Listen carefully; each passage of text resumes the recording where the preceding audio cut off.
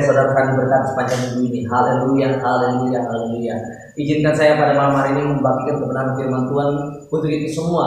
Karena saya percaya kita perlu belajar bersama-sama untuk bertumbuh menjadi orang Kristen yang benar, hidup di dalam kebenaran firman Tuhan. Haleluya. Kita belajar sama-sama di dalam surat Galatia pasal yang kedua ayat yang ke-20. Surat Galatia pasal yang kedua ayat yang ke-20. Demikian bunyi firman Tuhan. Saya ingin baca bagi kita semua.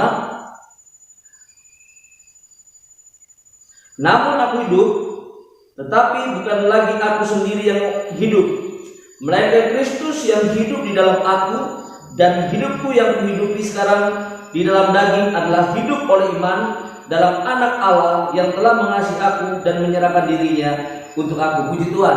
Firman Tuhan pada hari ini menjelaskan di mana perkataan yang pertama, namun aku hidup, tetapi bukan lagi aku sendiri yang hidup. Saudara, sebelum saya menjelaskan lebih dalam lagi, saya percaya siapa kita dulunya. Kita dulu ada orang-orang yang melakukan yang dimana kehidupan yang tidak sesuai dengan kebenaran firman Tuhan, yaitu disebut dengan keinginan daging. Dalam Galatia pasal 5, di situ dijelaskan keinginan-keinginan daging. Di dalam Roma pasal 1 ayat 18-32, di mana dijelaskan tentang dosa-dosa orang fasik atau dosa dari orang-orang atau disebut manusia. Dijelaskan semua kehidupan orang-orang sebelum percaya kepada Kristus. Nah, upah dari segala perbuatan daging yaitu dosa. Upah dosa adalah maut dalam Roma pasal 6 dan 3. Roma pasal 6 ayat 23. Upah dari dosa adalah maut. Puji Tuhan. Saudara, saya ingin sampaikan siapakah diri kita sekarang ini. Sebagai orang Kristen, kita adalah ciptaan baru. Kita adalah orang-orang milik Kristus. Kita adalah orang-orang yang telah dimerdekakan, telah yang dibeli dengan lunas oleh darah Yesus Kristus. Kita bersyukur di dalam Kristus Tuhan. Kita diselamatkan, kita diperdamaikan, kita kembali menikmati kebaikan Tuhan, pertolongan Tuhan di dalam kehidupan kita setiap hari. Kita mengenal Dia lebih dalam lagi. Puji Tuhan, saudara, di mana firman Tuhan menyampaikan kepada kita semua, namun aku hidup, tetapi bukan lagi aku sendiri yang hidup.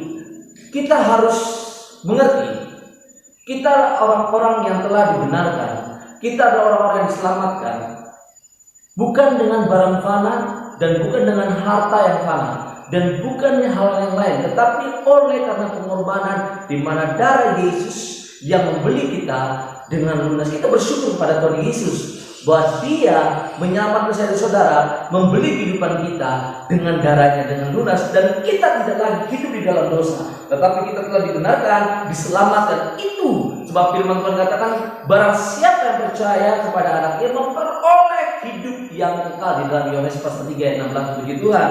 Nah, saudara, hidup kita adalah milik Kristus, dan kita bukan lagi hidup untuk diri kita sendiri lagi, tetapi di mana Kristus tinggal di dalam kehidupan saya dan saudara, kita harus hidup untuk Kristus. Artinya segala kehidupan kita, apa yang kita lakukan hanya untuk Kristus Yesus. Puji Tuhan, amin. Sebab Kristus sudah mengasihi kita lebih dari apapun, bahkan nyawanya Dia berikan, dan segala-galanya Dia berikan bagi saya dan saudara.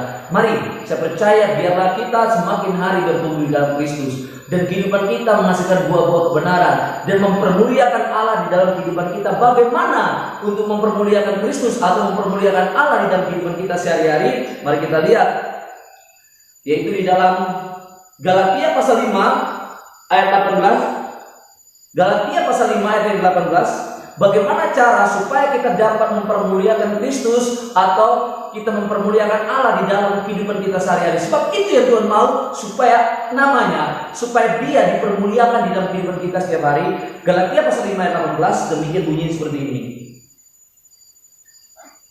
Akan tetapi jikalau kamu memberikan dirimu dipimpin oleh Roh untuk dapat mempermuliakan Allah, kita mempermuliakan Allah di dalam kehidupan kita, kita harus hidup dipimpin oleh Roh Kudus.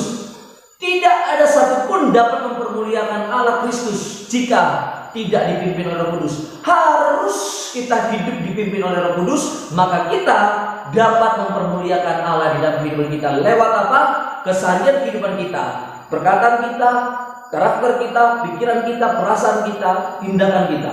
Ada kasih Allah, Ada Allah dalam kehidupan kita, sehingga orang-orang sekeliling kita merasakan kehadiran Kristus lewat kehadiran kita. Sebab apa?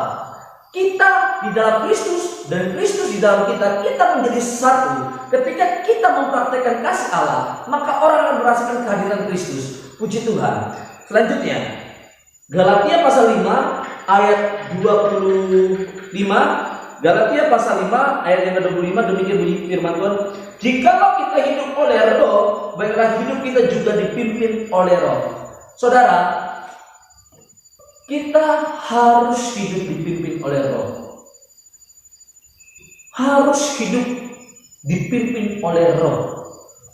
Apapun yang Roh Kudus buat, apapun yang Roh Kudus lakukan, Dia akan membawa kita kepada hal yang baik dan hal yang benar. Sebab Dia adalah Roh kebenaran, dan yang akan memimpin kita kepada seluruh kebenaran. Dan hidup saya dan saudara akan diubahkan menjadi orang-orang yang lebih baik lagi, atau menjadi manusia baru. Pikiran kita diubahkan, tindakan kita diubahkan, perasaan kita diubahkan, segala apapun diubahkan, sehingga perbendaharaan kita di dalam hati kita adalah yang baik daripada Allah sendiri. Terakhir, dampak hidup di dalam Roh Kudus atau dampak hidup dalam Kristus apa? Yohanes pasal 15, yaitu menjelaskan pokok anggur. Yesus adalah pokok anggur yang benar. Tidak ada seorang pun yang dapat menghasilkan sebuah kebenaran jika di luar Kristus. Untuk dapat menghasilkan buah-buah kebenaran, kita harus hidup di dalam Kristus. Sebab orang-orang yang dipimpin oleh Roh Kudus, orang harus hidup di dalam Kristus, tinggal di dalam Kristus, dan Kristus Yesus harus ada di dalam hati kita. Dan yang kedua, Mazmur 1 ayat 1 dan 3. Seri dulu, kita sama-sama bukanya. Mazmur pasal 1 ayat 1 dan 3. Mazmur pasal 1 ayat 1 dan 3.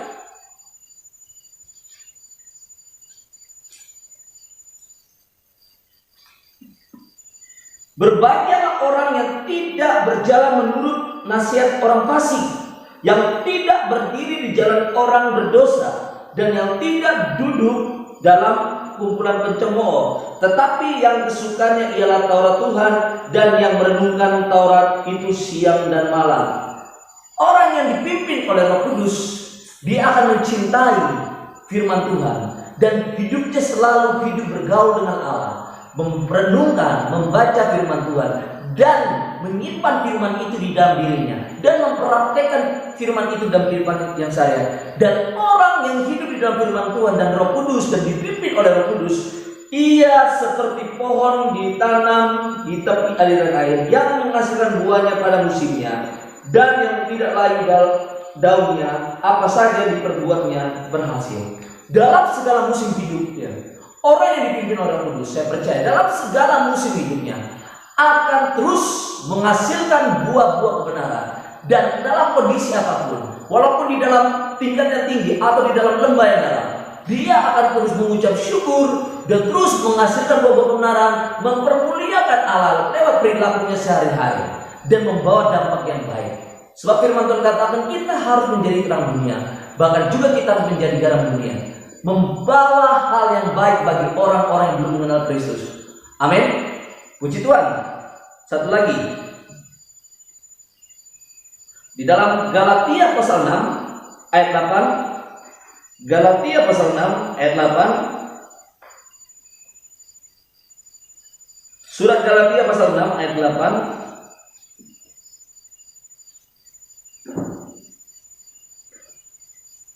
Sebab barang siapa menabur dalam daging, ia akan menuai kebinasaan dari dagingnya. Tetapi barang siapa menabur dalam Roh, ia akan menuai hidup yang kekal dari Roh itu. Ketika kita dipimpin oleh Roh, maka kita akan menabur di dalam Roh, dan kita akan menuai hal-hal yang baik. Karena buah-buah Roh berasal daripada Roh Kudus. Untuk hidup menghasilkan buah-buah Roh, kita harus hidup dipimpin oleh Roh Kudus. Amin. Maka apa yang kita tabur, kita akan menabur dan menuai yang baik. Ketika kita menabur yang baik, akan menuai yang baik. Ketika saudara menabur dalam kedagingan, saudara akan menuai dalam kedagingan. Itu dalam kebinasaan juga. Puji Tuhan. Ketika kita hidup dipimpin oleh Roh, ketika kita menabur yang baik, kita memperoleh hidup yang kekal juga. Sebab Roh itu akan memimpin kita kepada hidup yang kekal. Puji Tuhan. Saya percaya biarlah firman Tuhan ini menjadi kekuatan dalam kehidupan saya dan saudara. Sebab mengapa demikian? Mengapa kita harus hidup di dalam Kristus dan memperlakukan segala sesuatu untuk Kristus saja? Yaitu artinya segala sesuatu kita kerjakan, kita lakukan untuk Kristus. Sebab Kristus sudah mengasihi kita lebih dahulu. Dia yang sudah berkorban mati bagi saya dan saudara untuk menebus dosa kita dan memberikan segala-galanya bagi saya dan saudara.